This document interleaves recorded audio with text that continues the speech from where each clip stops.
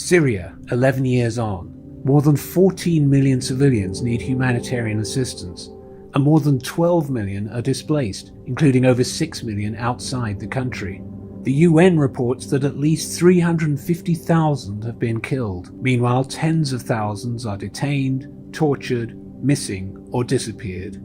These are the figures on the 11th anniversary of the outbreak of war in Syria, which followed the violent suppression of peaceful popular demonstrations.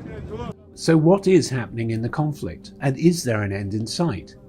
Currently, the Syrian government controls most of the lower two-thirds of the country, while the Kurdish-led Syrian Democratic Forces control the northeast, and armed groups opposing Damascus control the northwest.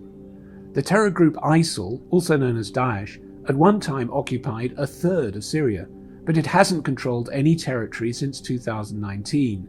Yet it remains a threat, recently attacking a prison in the northeast of the country. But overall, for the last 2 years, there's been a military stalemate, and the front lines of the conflict have not shifted.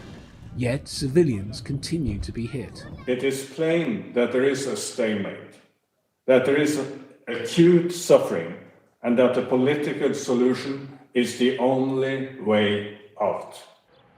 Many rounds of peace talks have been attempted, and Mr. Pedersen is working with a committee to draw up a new constitution leading to free and fair elections supervised by the UN. But progress has been elusive.